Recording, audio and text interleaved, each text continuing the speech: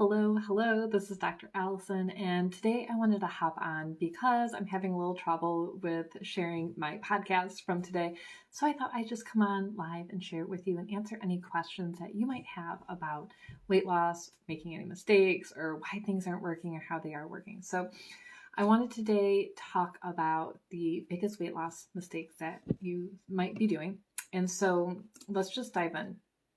So the first mistake that I see most people making is that honestly, they just don't hang in there long enough, right? So I talk a lot about, doing Beachbody programs. And when you look at them and you look at the before and after pictures or results and things like that, there's always a little asterisk at the bottom that says after 3 rounds, after 6 rounds of this program. So for me, I love doing Body Beast, and it's a weightlifting program through Beachbody. And I just finished my 12 weeks and it's like, okay, I don't look like that. How do I keep going? So we have to remember that you don't go to the gym one time and lose 50 pounds. You don't have to just brush your teeth once a year and you're covered and you're never going to get a cavity. It's something that you have to work on every single day. So don't give up. Keep going. You might not see progress in 1 week and 2 weeks and 6 weeks. You're going to see it over time. And the other thing on this line as well is that don't just follow the scale. Take your measurements, take pictures, look at your body fat and your muscle percentage. There's so much more than what's going on the scale. All right, so the next common mistake that I see is overtraining, which means that you're working out too much, too hard, and for too long. So I know that sounds kind of opposite of what most people tell you. They're going to tell you train longer, train harder, you need to work out twice a day. Everyone's doing not everyone, but I see the 75 hard where you're supposed to work out twice a day for 45 minutes. And for a lot of people, that is a really, really bad thing, especially if you are diabetic, if you're overweight, if you're obese, somewhere in that category. Overtraining will actually cause more inflammation, more pain, make it harder for you to lose weight.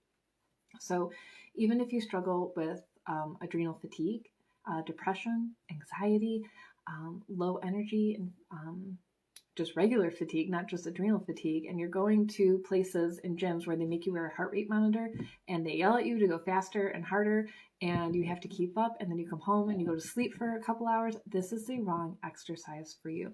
So overtraining will increase your inflammation.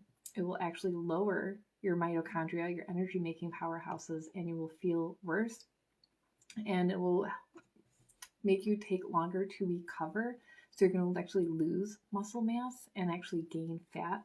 And it's going to keep you sick as well because it's going to trash your immune system. So if it takes you a few days to work out or recover from your workout, or you're still really, really sore, slow down, take some time off, go harder, lift lighter.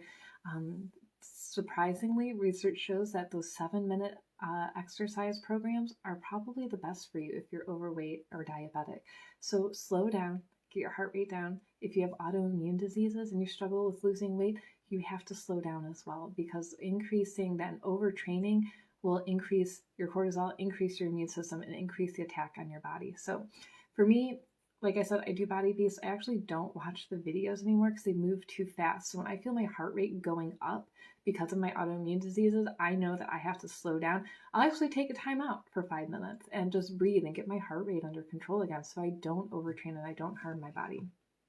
All right, so I always have to talk about eating patterns and blood sugar because it's the most important thing. Is the number one thing you have to understand. If you want to lose weight, if you want to have more energy, if you want to sleep through the night, if you want your hormones fixed, this is where we start with everybody.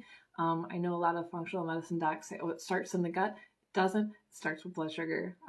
We have to be really careful. So I would say most of my patients fall into the reactive hypoglycemia category, where they're skipping meals, where they wake up, have coffee, maybe a smoothie or a drive-through muffin.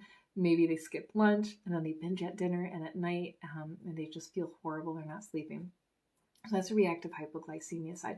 These types of people need to wake up and have breakfast right away, have proteins and fats right away. If you're eating smoothies, especially so much fruit, trail mix, raisins, things like that for your snacks, that is not good for you. It's too much sugar for your body to handle, and you need to have more proteins and fats in your diet. So breakfast, proteins and fats, lunch, proteins and fats, dinners, proteins and fats. And I know because I thought the same thing too, especially as I was struggling with weight loss and my health and my conditions. Like, but I'm having so much fruit. It's so healthy. I'm having yogurt. It's healthy. There's not enough fiber. There's not enough protein. You're never going to have the energy you need to be able to, 1, live your life, 2, work out, 3, recover and feel better. Okay. If you're on the other side of this is with diabetics or insulin resistance, pre-diabetes, where if you eat and you feel more tired afterwards, if your belly is bigger, if you struggle with losing weight, you are a really good candidate for intermittent fasting. So stop skipping meals randomly, because I see a lot of people do this, like, oh, I'll skip breakfast here, or I'll skip dinner here, and maybe I'll lose weight. No, you're trashing your metabolism again, you're trashing your blood sugar, it makes it harder to recover. You need to be focused with your eating. You can do, I like to start people with a 14-hour window of fasting. It's a great place to start. A lot of women end up living there, or sometimes even a 10-hour window of fasting. That's fine too. Make sure you just get breakfast, lunch, and dinner in, maybe one snack. Keep that snack around 150 calories. That would be great if you're on the insulin resistance side, and that will help you lose weight more effectively and quickly. The other thing on the insulin resistance side as well is that the overtraining syndrome happens to be faster. Like, you'll become more overwhelmed more easily. So slow down, take some deep breaths, get your blood sugar under control before you dive into a workout program. Then you'll have the most success. Research shows that people who are overweight and obese and diabetic have fewer mitochondria in their cells, which means they have fewer energy powerhouses. So a lot of times we say, not we, but you might hear, if you're overweight, it's just a matter of willpower. You need to get off the couch and you need to get up and go for a walk.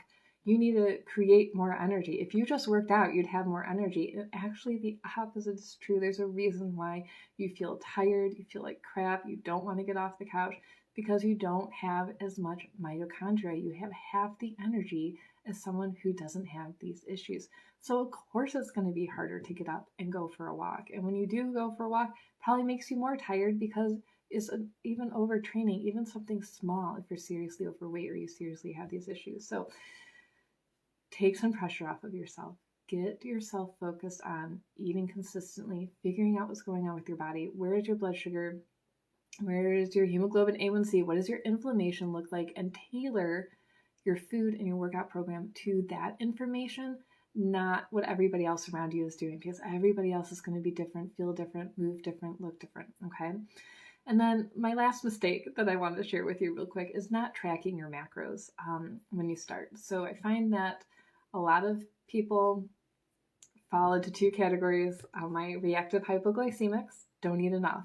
Well, a lot of times when these people start tracking, they're sitting around between 500 to 1,000 calories a day. It's not enough food, and usually ends up being all sugar, no fiber, minimal proteins. For my people who are insulin resistant on the other side, because those systems in the brain are shut off, those dopamine systems, their brain never registers that they're full. They're constantly hungry, and they're eating way too much, in the 3,000 plus calories a day. So when you start tracking, see where you are, track every little thing, because a lot of people don't realize that the creamer that they put in their coffee all day long is adding in calories and sugar and harming their body. Okay, and maybe you're adding a lot more ranch dressing than you think you are. So measuring when you start is just a great way to get a baseline of where you are, and then you can move from there. The next step is, are you getting enough protein? Minimum 100 grams a day. Maximum would be your body weight in grams. You want a little bit more than your body weight in grams of fat. And then carbs, it just depends on what type of program you're doing. Are you doing keto? Are you doing low carb? Are you doing medium carb? Are you carb cycling? There's so many different options that you can play with. And that's why it's great to have that first baseline and say, all right, I don't feel good, here's what I'm eating. Or I feel okay on these days, here's what I'm eating. And just see how your body responds. Most people are scared to eat more because they don't want to gain weight, where the opposite is true, is because you're starving yourself, your blood sugar is spiking and crashing. And you're starved, and then you have a trail mix and crashes, spikes and then crashes, or you have grapes that spikes and crashes. And this keeps your cortisol spiking and crashing. So of course you're going to have more belly fat, you're going to have more fat on your hips and your thighs because your blood sugar never stabilizes. So blood sugar is king. It's my favorite thing to talk about. So I would love to invite you to my functional weight loss boot camp where we talk about these things in depth. It's a monthly program, and you get a kickoff call with me to start with your program and figure out exactly what you need. We have fitness programs, we're going to have meal plans, we're going to have weekly calls, things like that. And you can always upgrade to get your blood work, your hormone tests. I have everything included in that as well. So if you want to apply, I'll put the link to all of the information in this video, and then you can message me if you want more info and you want to apply and you want to see what program would work best for you to help you lose weight, feel good, and just love your body again. All right, that's all I have for today. Thank you for being here, and we'll see you soon.